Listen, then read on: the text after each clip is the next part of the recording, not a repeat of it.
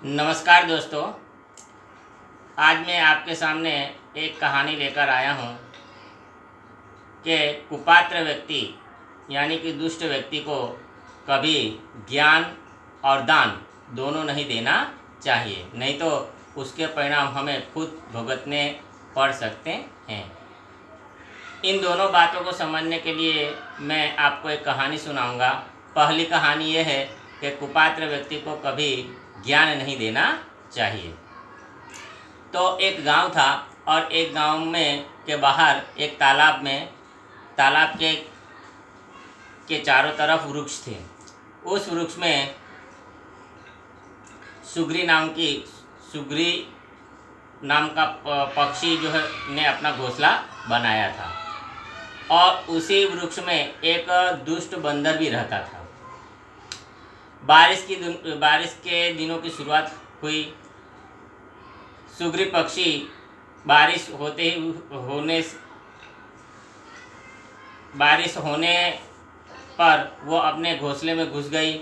उसी घोंसले में उसके क्या थे तो के अंडे भी थे और जैसे ही बारिश शुरू हुई कि वो बारिश से बच गई यानी और उसके अंडे भी बच गए। और वो जो दुष्ट बंदर जो था तो वो बारिश में बारिश में भीगता रहा।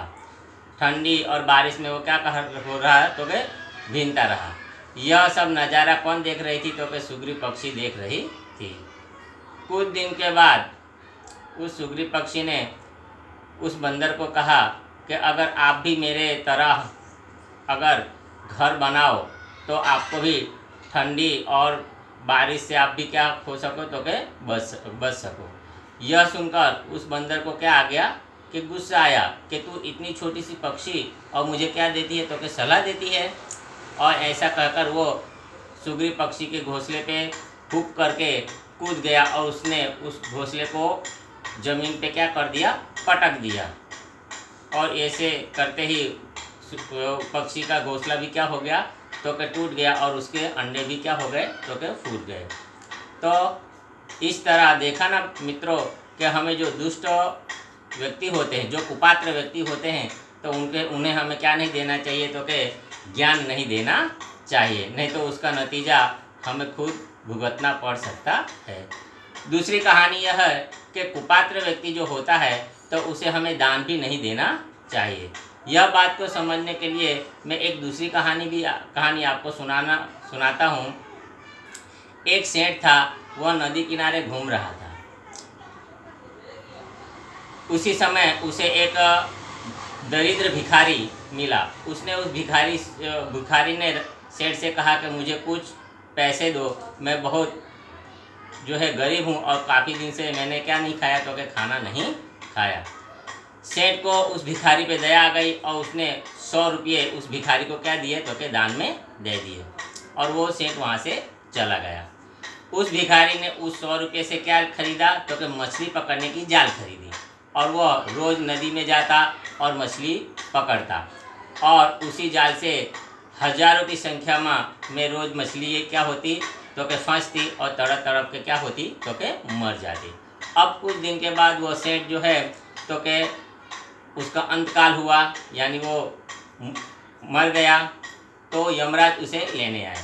यमराज ने सेठ से कहा कि आपने पूरी ज़िंदगी में कभी किसी को क्या नहीं दिया तो कि दान नहीं दिया, आपको जो है तो नर्क लोक जाना पड़ेगा। तो सेठ ने कहा कि यमराज मैंने तो कभी कोई गलत काम नहीं किया हूँ और मैंने तो एक भिखारी को दान भी दिए थे, फिर भी मुझे नरक लोक क्यों भोगना पड़ रहा है। तब यमराज ने कहा कि सेठ आपने जो दान दिया वो बात सही है, लेकिन आपका जो दान क्या हो गया है तो के व्यर्थ गया है। उस भिखारी ने आपके दान से क्या खरीदा तो के मछली पकड़ने की जाल खरीदी और रोज़ उसी जाल से हजारों की संख्या में मछली क्या होती थी तो के मरती थी और उसका कुछ अंश आपको भी भुगतना पड़ेगा। और अंत में जो है वो सेठ को क्या भोगना पड़ा तो कि नर्क लोक भोगना पड़ा। देखा ना मित्रों कि दुष्ट व्यक्ति को हमें, यानी कुपात्र व्यक्ति को हमें क्या नहीं देना चाहिए, तो कि दान भी नहीं देना चाहिए, नहीं तो उसके परिणाम भी हमें स्वयं भुगतने पड़ सकते हैं। मैं ये नहीं कहता कि हमें दान नहीं देना चाहिए, हमें दान देना चाहिए, पर जो दान के योग्य हो उसे दान हमें देना चाहिए। हमें वो भी देखना चाहिए कि ये जो व्यक्ति को जो हम दान दे रहे हैं तो क्या ये दान के लायक है कि नहीं। जो सामने वाला व्यक्ति जो है, जिसे हम उपदेश दे रहे हैं, जिसे हम ज्ञान दे रहे हैं, तो क्या ज्ञान के लायक है कि नहीं। तो जो ज्ञान के लायक हो, जो दान के लायक हो, उसे व्यक्ति को ही हमें क्या करना चाहिए, तो कि ज्ञान और दान देना चाहिए, नहीं कि उससे खराब परिणाम हमें क्या करने पड़ सकते हैं, तो कि भुगतने पड़ सकते हैं। तो मित्रों, अब आपको मेरी कहानी कैसी लगी, अगर जो अच्छी लगी हो तो इसे आगे बढ़ाना, और इससे अगर आपको कुछ सीखने को मिला हो तो उसे ज़रूर सीखना।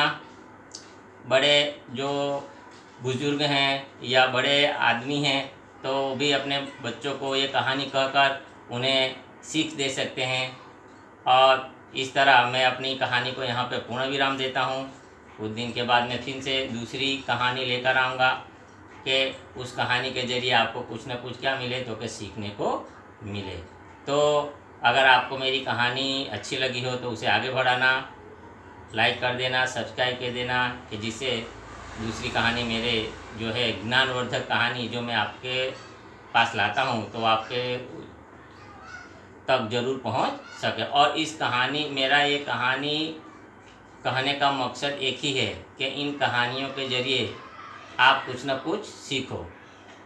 आज की दौड़ धूप की ज़िंदगी में